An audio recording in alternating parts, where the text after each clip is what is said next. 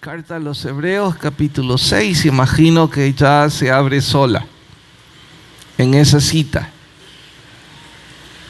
Llevamos 3 semanas en el capítulo 6, versículo 1, y pasaremos una más, creo. ¿Listos? Capítulo 6, verso 1.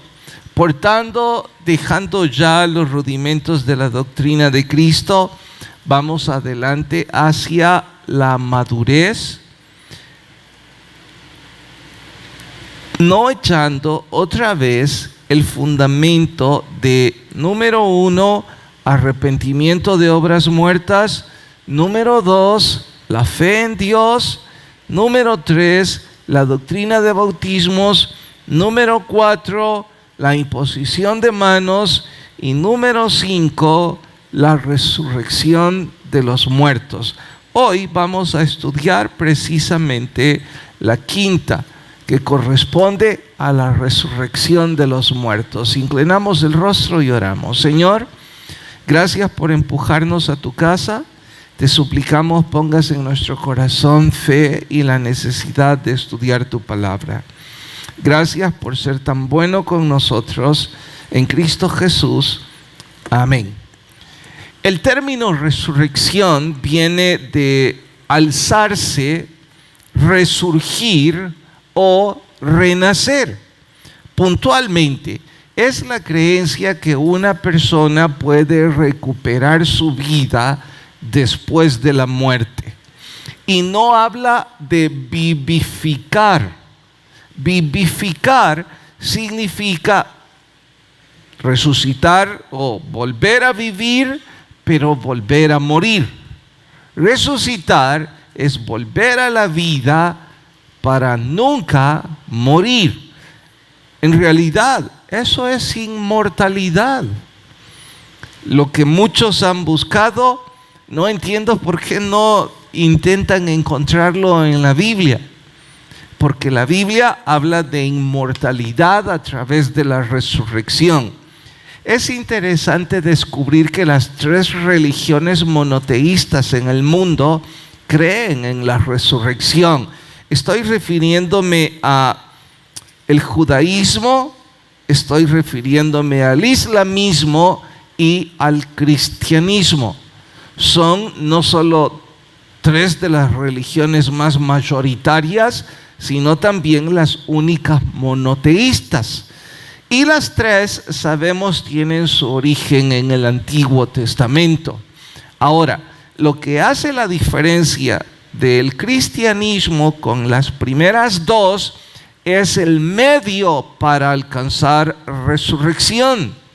Diría yo que las 3 tienen en común: adoran un solo Dios. El origen de su fe está en el Antiguo Testamento. Su más grande patriarca en las 3 es el mismo, refiriéndome a Abraham. Pero la tercera, el cristianismo, la que nosotros practicamos, se desmarca de las primeras 2 por el medio en cómo se alcanza la resurrección. O sería lo mismo decir, lo que hace la diferencia entre el cristianismo y todas las religiones del mundo es, número 1, que el cristianismo cree en la resurrección, y número 2, cree que el único camino para alcanzar la resurrección es a través de la fe en Cristo Jesús. Eso nos hace diferentes a cualquier otro credo, nos hace diferentes a cualquier otra religión. De hecho, abran por favor sus Biblias en la primera carta a los Corintios, capítulo 12. Aquí encontrarán algo muy curioso. Primera carta a los Corintios, capítulo 15, versículo 12. ¿Encontraron Corintios? Es unas cuantas páginas hacia atrás de Hebreos. Primera carta a los Corintios, capítulo 15. ¿La tienen? Ahora vamos hasta el versículo 12. ¿Listos?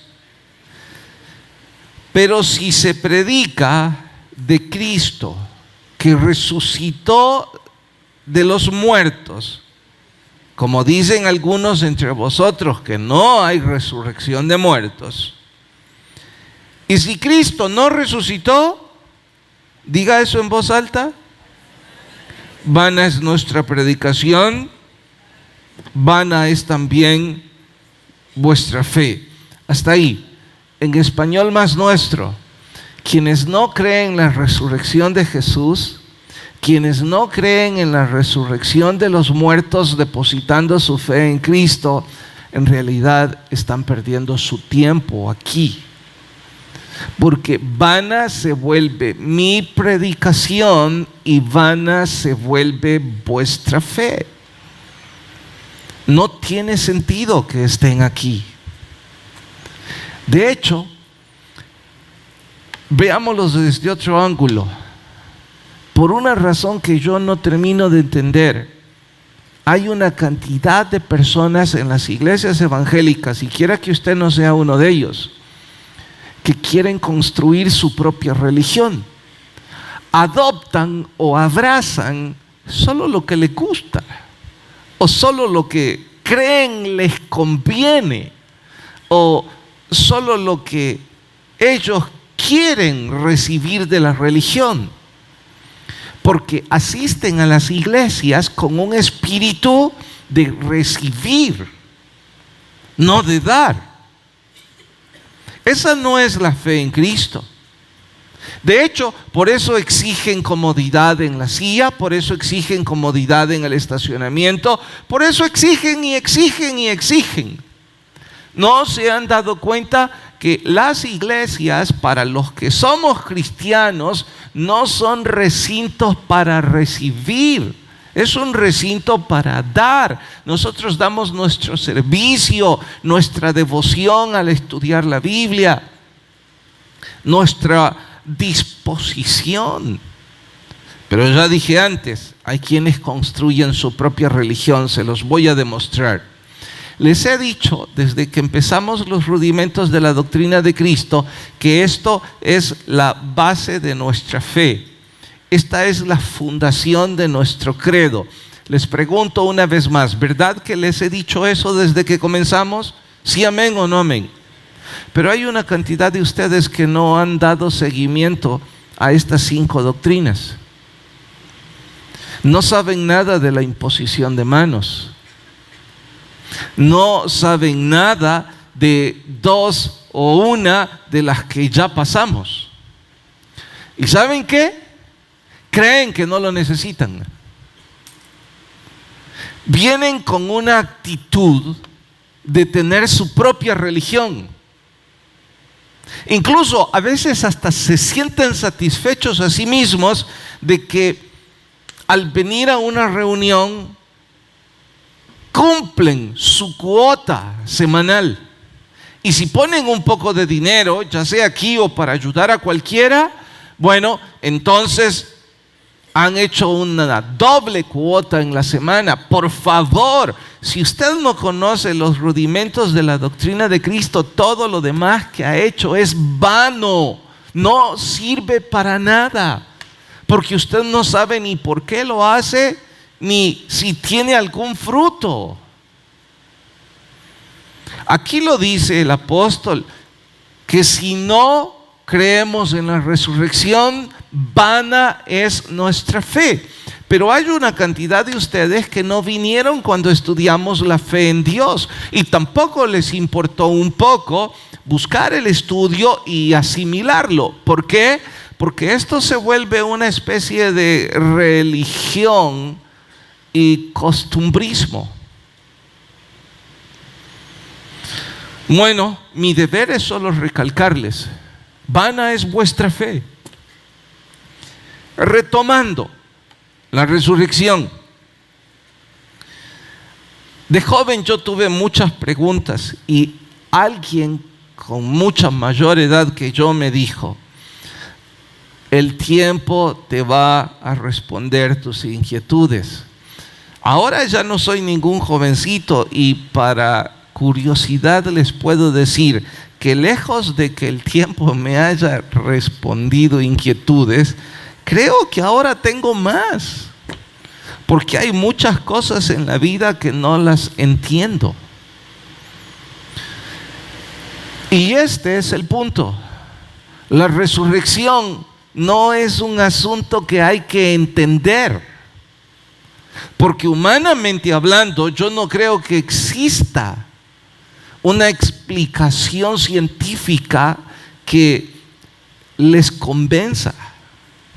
A lo mejor sí, hay maestros tan diestros como Josh McDowell que tienen tantas explicaciones académicas y científicas que podrían debatir incluso con científicos. Pero la mayor parte de nosotros, esto solo es un asunto de fe, que ahora debo preguntarles, ¿pueden definirme fe, por favor?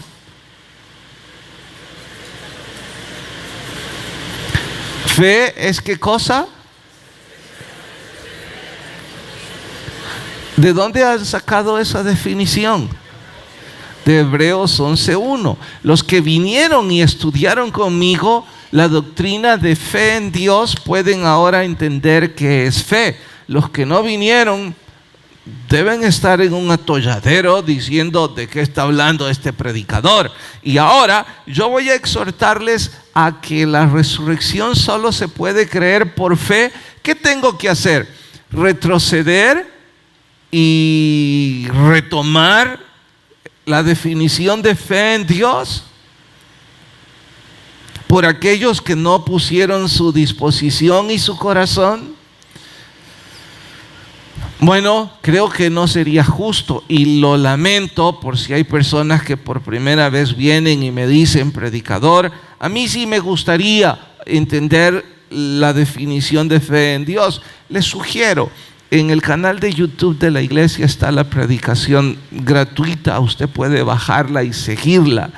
No es que usted no sea importante, lo que pasa es que hay otro montón de personas aquí que sí diligentemente están siguiendo los estudios, y si yo retrocedo no sería justo tampoco con ellos, y tampoco es asunto nuestro los que no tienen un corazón para el Señor y no están deseosos de aprender. En fin, cuando yo digo que es un asunto de fe, voy a ilustrarlo con la siguiente anécdota. Creo que la mayor parte de ustedes conocen la película del príncipe Ben-Hur, que casi siempre en Semana Santa vuelve a las taquillas. ¿La conocen todos, la película, El príncipe Ben-Hur? Los más jóvenes que nunca la han visto, creo que deben hacerlo. Me imagino que se van a quejar de la cinta, pero olviden eso y presten atención al argumento. Realmente es una hermosa película que habla sobre la fe y la resurrección de nuestro Señor.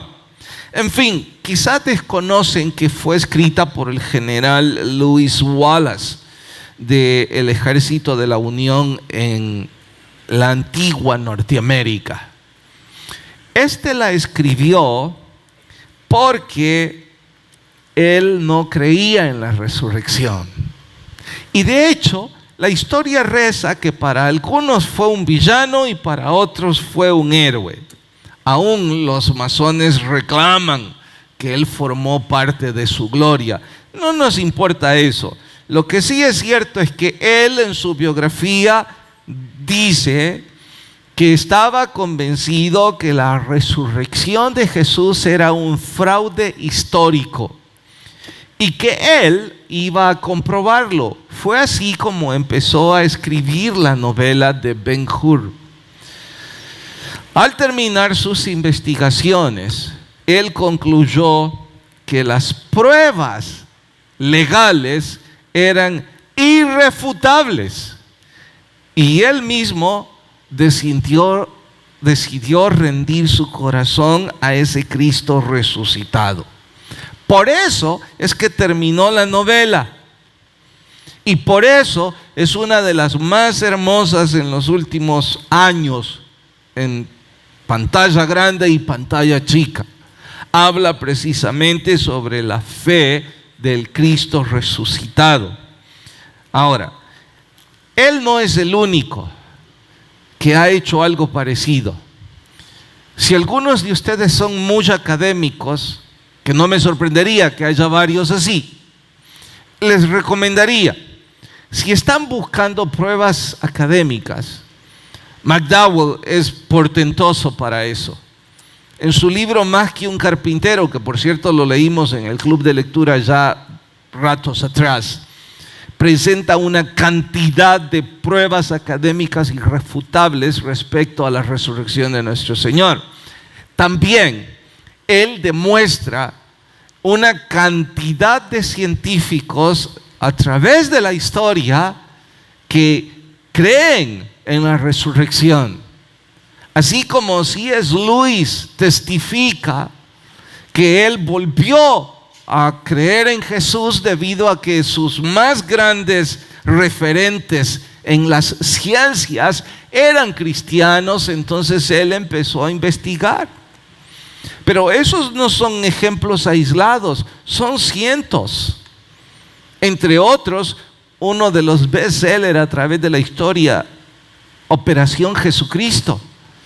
Es otra novela en donde el escritor, Og Mandino, por cierto, es quien la escribió y muy conocido en el mundo de las ventas 20 años atrás, hoy ni idea. Él empezó la novela porque también era un ateo. Y no solo un ateo, sino un enemigo del Evangelio. Y él estaba dispuesto a demostrar que Jesucristo y que la resurrección era un fraude. Pero después de hacer una investigación seria, él tuvo que quedar rendido a los pies de tan glorioso hecho de la resurrección de nuestro Señor.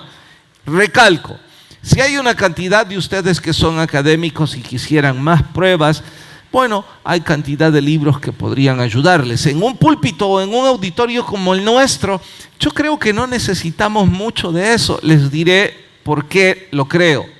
Si alguien está a punto de decir, bueno, su incapacidad de presentar algo así, quizá, pero no es el asunto. Creo que en nuestro auditorium, y me refiero a El Salvador y probablemente a Centroamérica, quizá a Latinoamérica, somos un pueblo religioso. Debido a que la religión mayoritaria, que es el catolicismo, ha impregnado muchos de sus principios desde nuestra niñez, la mayor parte de ustedes no tiene problema en creer en la resurrección de Jesús. Y ustedes dicen, bueno, sí, Jesús es Dios, sí, Jesús resucitó. En donde empieza el problema es en si ustedes creen que ustedes van a resucitar con Cristo. Allí es donde se marca la diferencia. ¿Por qué? Porque para eso se necesita fe. Y la fe no viene sin oír la palabra. Y la fe no puede crecer si ustedes no escucharon la doctrina de la fe en Dios. La fe no puede crecer si no hay una progresión, como expliqué en media semana, hacia la madurez espiritual. No hay otra vía. Algunos quieren saltarla haciendo su propia religión. Lo único que conseguirán es frustración. Bueno, en cuanto a la resurrección, tendríamos que pasar horas y horas si quisiéramos abarcar todo. Yo más creo que depende del instructor, y en lo que a mí respecta, como creo que la mayor parte de ustedes no tienen problema en creer en la resurrección, más me gustaría que vayan a Juan capítulo 20 y relacionar algunos hechos que para mí son sorprendentes en la resurrección de nuestro Señor. ¿Cuándo vamos a resucitar? Bueno, cuando Cristo venga por su iglesia. Juan capítulo 20.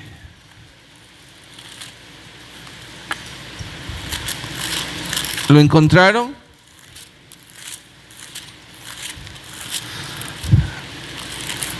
Los que recibían la carta de Hebreos tenían dudas respecto a la resurrección por las preguntas que todavía hoy día nos hacemos. Cosas tan básicas como: oiga, predicador, ¿cuándo voy yo a resucitar? Bueno, la Biblia dice que los que hemos muerto en Cristo, los que hemos depositado nuestra fe en Jesús, resucitamos en cuanto morimos. Pasamos a una nueva vida en Cristo. Sí, pero no entiendo por qué dice entonces que cuando Jesús venga, los muertos en Cristo resucitarán primero. ¿Dónde están ahora? Les he explicado antes que ese es un asunto del presente perfecto. El presente perfecto significa que una vez estamos muertos, ya no hay ni pasado, ni presente, ni futuro. Es la eternidad. Eso es lo que la Biblia enseña. Aquí es donde viene la fe. ¿Puede demostrar la eternidad cómo? Nunca ha estado ahí. Nadie puede demostrarla, solo podemos decir lo que la Biblia enseña. Y entonces, ¿cómo creerla? Por fe, no hay otra forma. Y la fe no vendrá si no es por oír la palabra, por estudiarla y por crecer. No hay otro modo. Juan capítulo 20, verso 1. ¿Listos? El primer día de la semana, María Magdalena fue de mañana, siendo aún oscuro, al sepulcro, vio quitada la piedra del sepulcro, corrió a decirle a Simón Pedro: paren. Yo no dejo de sorprenderme que las primeras personas en visitar la tumba fueron mujeres. Digo, no dejo de sorprenderme porque de vez en cuando escucho gente ignorante que no lee la Biblia decir que la Biblia es un libro machista, un libro que no piensa en la dignidad de las mujeres. Dicen tantas tonterías. Nunca han descubierto el versículo que debemos tratar a las mujeres como vaso más frágil. Vaso más frágil es la cristalería más fina y más cara de nuestra casa. ¿Cómo se trata en esos vasos? Hasta para limpiarlos hay que tener mucho cuidado. Y la Biblia dice que de esa forma deberíamos cuidar a nuestra esposa. La Biblia no tiene nada de machista.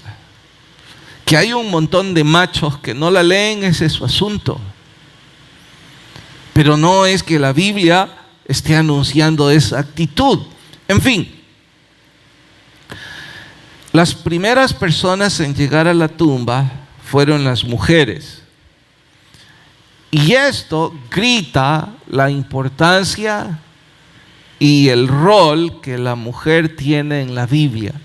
Y si quieren decirlo de esa forma, bien, el rol que la mujer tiene en la comunidad de fe. Esto, la iglesia de Cristo es una comunidad religiosa, es una comunidad de fe, y estamos hablando de fe en la resurrección de los muertos. Estamos hablando de que Cristo resucitó y que algún día nosotros resucitaremos con Él.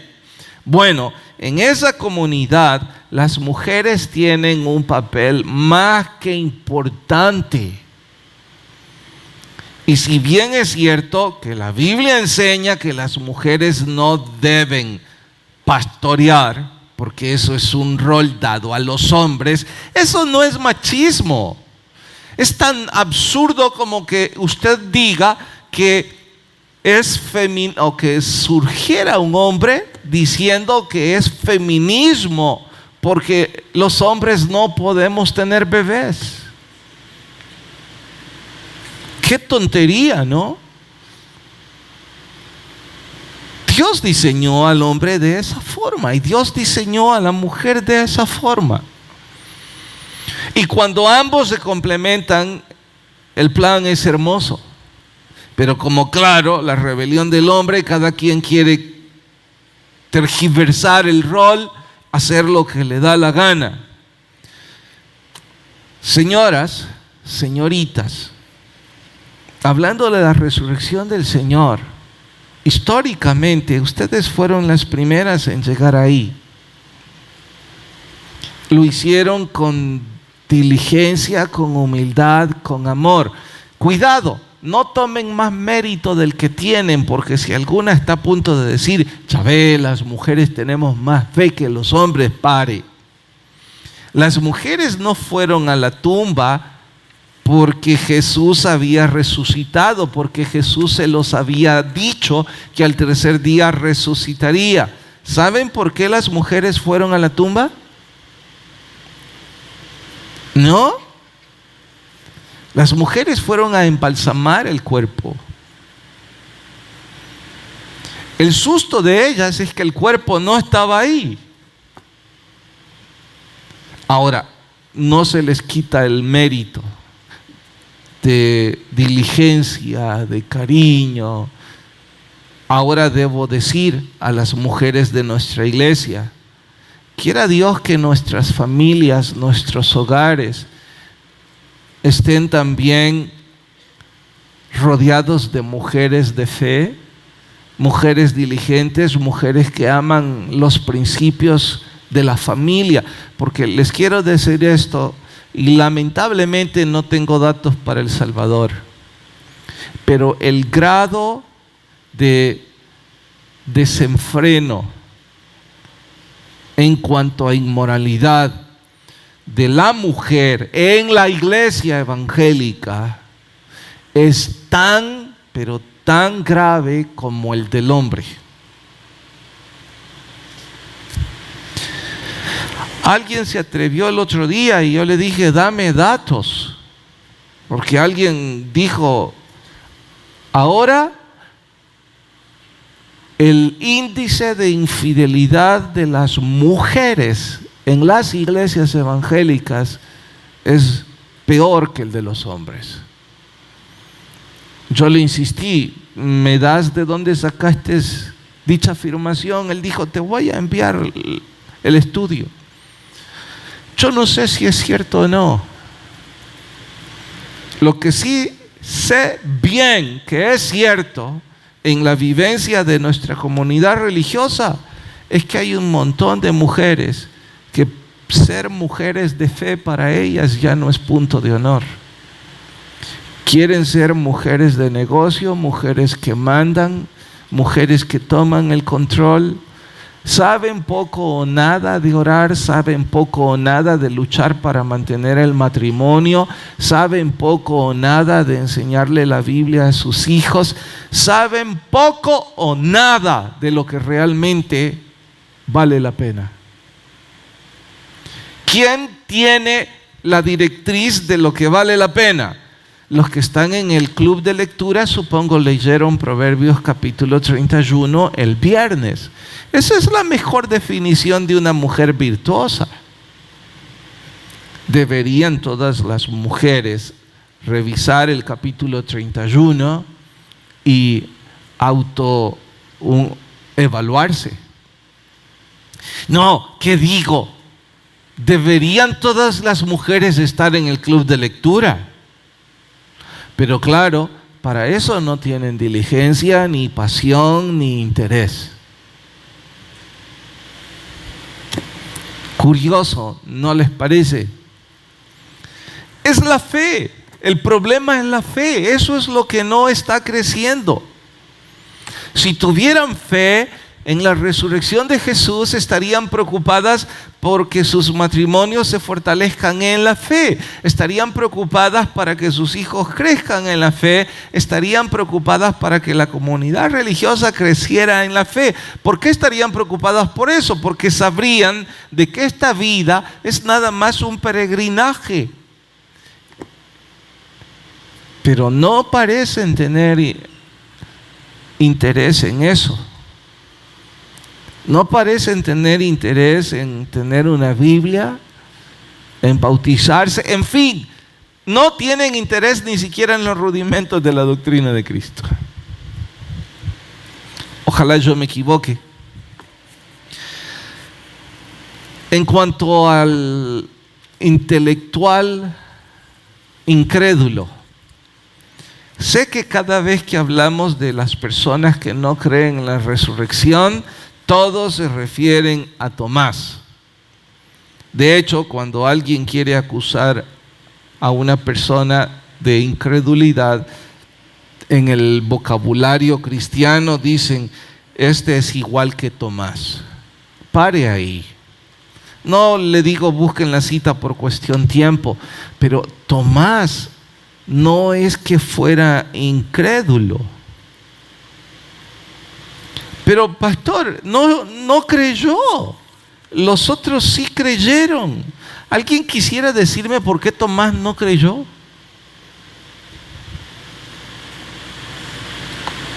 ¿Alguien sabe por qué Tomás no creyó que Jesús había resucitado? ¿No? ¿Nadie? ¿De veras nadie? Hermano, porque no tenía fe. Bueno, entonces cambio la pregunta, ¿por qué no tenía fe? ¿Quién habló? Porque no lo había visto. ¿Carlitos? No. Hermano.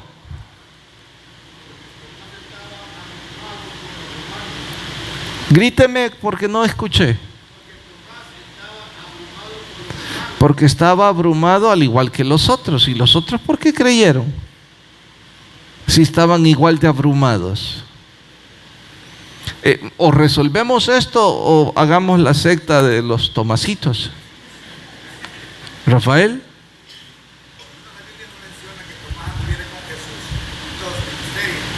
Sí anduvo. Oh sí, muy cerca. Sí, hermano. Gríteme.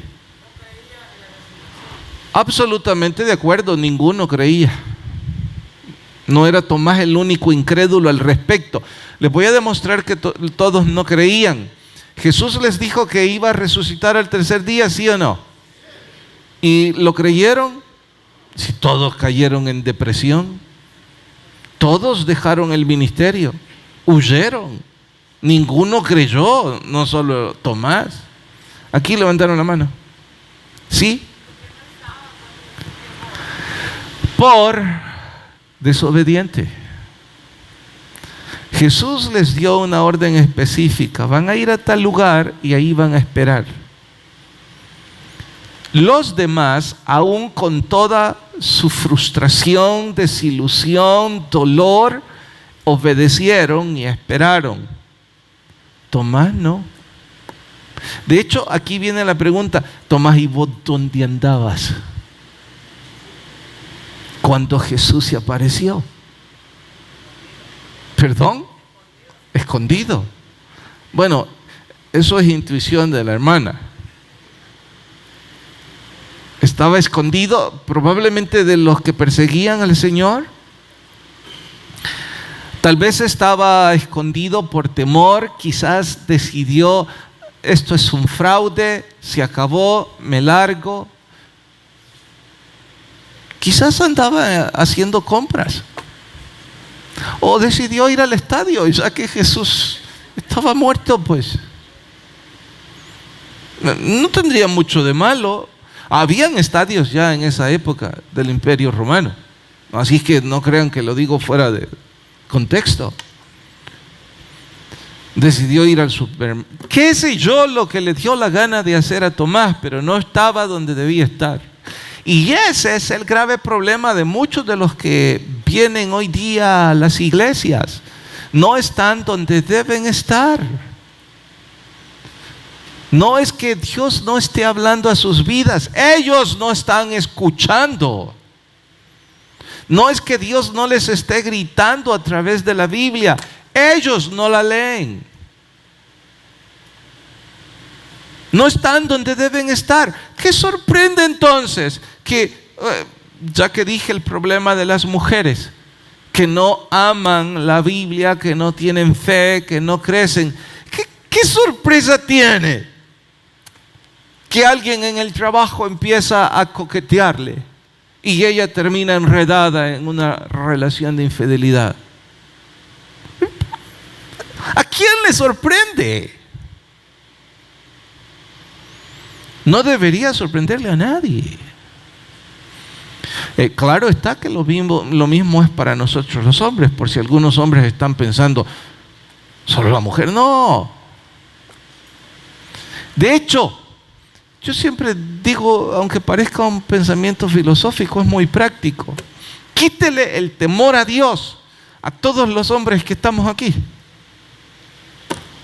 ¿Qué cree que habría de nosotros?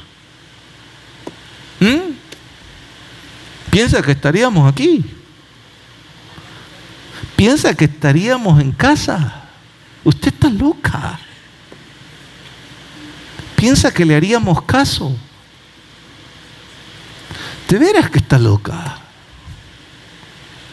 ¿Sabe qué es lo que nos hace cuidarla como un vaso frágil? Que me ama, está loca. Lo que nos hace cuidarla como vaso frágil es que Dios nos ordena hacerlo y pone en nosotros amor, pone en nosotros responsabilidad, cuidado.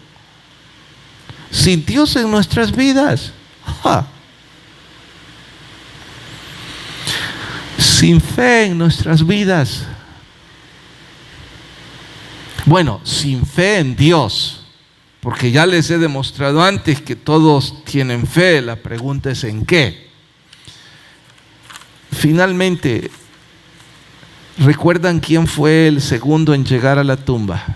Digo segundo porque las mujeres fueron primero. ¿Quién fue el segundo? ¿Nadie sabe? Fue Juan, el más joven de los 12. Yo siempre me he preguntado cuántos años debió tener Juan. Debió estar entre los 20, 25 máximo, creo. Pero en fin, era un joven. Aún si tuviera 30, yo seguiría diciendo, era un joven. Y la Biblia dice que el primero, cuando las mujeres regresaron y dijeron, Jesús ha resucitado, Juan dio carrera a buscar. Y claro, Pedro era el que iba después de Juan. ¿Saben por qué fue el segundo Juan? Porque Pedro estaba viejo. ¿Cómo le iba a alcanzar? Perdón, hermano Fernando. Estaba viejo. Tanto así demostrado que Juan llegó a la tumba, pero por su inexperiencia y su juventud dice que se detuvo, tuvo miedo, hasta que no, mejor que venga Pedro y entro con él. Bueno, a mí me encanta esa parte de la historia porque los jóvenes tienen un especial lugar en la resurrección de mi Salvador. Y ahora estoy refiriéndome a todos los jóvenes que están aquí. Cuando leo la Biblia descubro que hay una grande cantidad de héroes aquí que fueron llamados a los 20 años o antes. No, pastor, está exagerando. No. Déjenme citarles ejemplos. David, Samuel, Jonatán, Josué, Timoteo, Daniel, Sadrach, Mesac. Puedo seguir. Antes de los 20 años ya eran hombres o mujeres de fe. Perdón que no mencioné a Ruth, no mencioné a Esther y a otras más, que siendo jóvenes eran personas de fe. Quiera Dios que la generación de nuestra iglesia, la segunda, porque yo supongo, no, tendría que ser la tercera, me imagino que los fundadores, que varios ya fallecieron, fueron la primera generación de esta iglesia. La segunda supongo que soy yo, y la tercera es los que están en los 20 ahora. Si ustedes quisieran poner su fe en Jesús, en la resurrección y dedicar sus vidas a Cristo, se construiría una comunidad, matrimonios estables, hijos creciendo en paz, familias que no conocerían nada sobre alcohol, sobre marihuana, sobre golpes a sus padres. ¿Saben? Mi generación, que no tenemos mucho de qué enorgullecernos, los que pusimos nuestra fe en Cristo hace 30 años, nuestros hijos no saben nada de casi nada de esas cosas. Les aseguro a los de mi edad, vamos por la calle y están fumando marihuana, rápido sabemos o no. Oh, aquí alguien está fumando. Y si es algunos que yo conozco, 2 minutos ahí ya están directos también. Porque fumaron marihuana. Los de mi generación sabemos diagnosticar en 5 segundos los que están alcoholizados, ¿sí o no? Sí. Los que han tomado droga,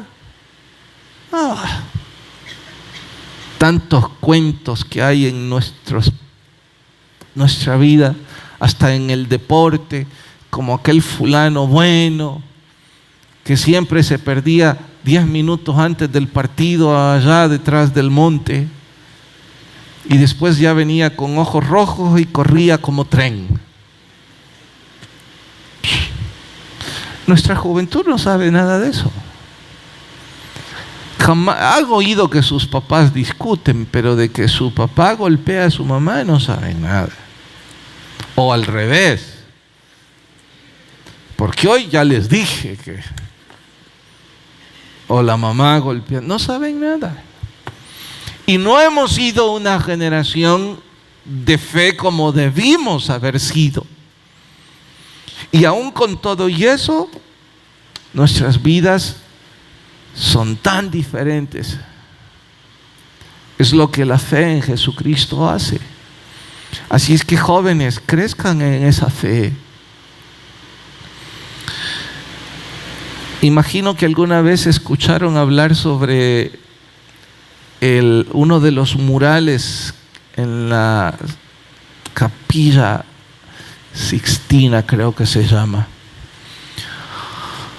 Es precisamente sobre la Santa Cena. Y el cuadro se hizo tan popular porque se han hecho réplicas, por supuesto no de esa envergadura, pero en muchas casas está la Santa Cena, en donde Jesús está al medio y hay 6 discípulos a un lado y 6 a otro. ¿Lo han visto alguna vez? Bueno, esa pintura son réplicas de algo que pusieron en una... ¿cómo se llama ese cielo? ¿Cómo se llame? Pintaron eso en el techo. Lo hizo Miguel Ángel, si mal no recuerdo. Hay una anécdota alrededor de esa historia, de ese cuadro. Es esta. Cuando el artista decidió pintar, buscó modelos que se acercaran a la biografía de cada discípulo en la Biblia. Eso significa que cuando pintó a Pedro, y es interesante, si usted tiene un cuadro de esos, tómese unos minutos y trate de ponerle nombre a cada uno. Y verá que no es tan difícil si usted conoce la descripción o la biografía de los discípulos en la Biblia. Y uno piensa, quizás sí es cierto, y buscó modelos que tipificaran el rostro de cada discípulo. Se me ocurre cuando buscó a Pedro, ¿cómo debió ser? Los que están en el club de lectura, el típico sanguíneo, el alma de la fiesta, el que nunca para de hablar, el que es muy querido, pero poco se puede confiar en él. Y debió ser un hombre como de unos 40 años quizá. Debió ser hombros fuertes, barba pronunciada y con voz ronca y un rostro muy alegre. Así debió ser, ¿no creen? Bueno, ¿cómo los que no leen la Biblia, cómo van a decir sí? En fin, Así fue por cada personaje. Cuando llegó a Juan el Amado, ¿alguien quiere dar la descripción de Juan? Porque él como artista debía buscar a ese modelo. Un chico quizás de 19 o 18, tal vez 20 años, con un rostro dulce. Si anciano era dulce, imaginen a los 18. La Biblia lo describe como el muchacho al quien Jesús amaba, el que tenía valor de acercarse al hombro de Jesús como si fuera su hermano mayor. Debió ser un chico muy dulce, muy amoroso. No creo que haya sido uno de esos corpulentos. Debió ser de estatura media, pero sí muy simpático y muy amoroso. Pues bien, lo encontró. Le costó trabajo, pero dice que lo halló. Como estarán pensando, el problema era encontrar a Judas. Así es que empezó a buscar, después de haber pintado a los otros 11, empezó a buscar el modelo para Judas. Iba a un lado, a otro, sitios de mala muerte, había gente que parecía, pero no tan malos como Judas, a sitios muy ricos y lo mismo, gente muy mala, pero no tan mala. Ahora mismo, si usted anda buscando un modelo para Juan el Amado, ¿dónde lo buscaría? ¿Cómo sería su rostro? Para Judas, ¿cómo sería su rostro?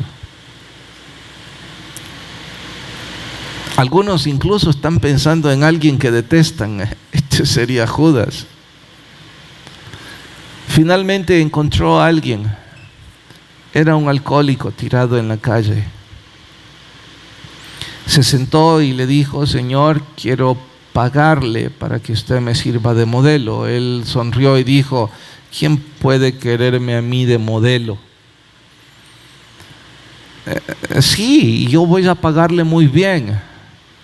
Tengo que bañarme, dijo, y tengo que... No quiero que haga nada. Quiero que así como está en harapos, sucio, tal vez yo le limpie un poco. Así quiero que esté. Tal vez le cambie ropa, pero así no tiene que hacer cambios. Aceptó el moribundo, vagabundo, mendigo, qué sé yo. Mientras el artista lo pintaba, el modelo empezó a llorar inconsolablemente. Entonces el artista se acercó y le dijo: perdone si le he ofendido, si está enfermo, si le pasa algo. ¿Qué sucede? Entonces le confesó y le dijo: voy a decirle la verdad porque lloro. ¿Sabe que tiempo atrás usted me buscó para ser modelo? ¿Qué dice? Sí. Yo soy Juan el Amado. Cuando era joven, yo fui ese modelo. Y resulta que ahora mi vida sirve para tipificar al traidor que entregó a Jesús. Esa es la consecuencia de no tener fe en Cristo. Esa es la consecuencia del pecado. Eso es lo que va a provocar en aquellos que alejen su vida de Jesús. Hay 3 tumbas que son muy, pero muy famosas. La de Albert Einstein, la de Pirámide de Keops y la de Jesús en Jerusalén. La de Einstein es famosa porque, saben, han congelado su cerebro. Ahí está.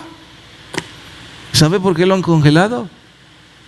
Creen que algún día van a encontrar la fórmula para la resurrección de los muertos. Yo río porque digo, bobos, y aquí está. Pero el hombre cree que la va a encontrar. y que si la encuentran deben volver a la vida a un genio como ese. La pirámide de Keops es famosa por todo el misticismo y los tesoros que hay allá adentro. Así es que la gente va y paga por ver lo que hay dentro. Pero ¿saben por qué es famosa la tercera tumba? Porque no hay nada. La gente va a ver aire, porque Jesús resucitó. Y aquellos que crean en Cristo resucitarán con Él. Esto es fe. Si usted quiere poner su fe en Jesús, es una decisión, no un sentimiento. Vamos a orar. Señor, gracias por hablarme.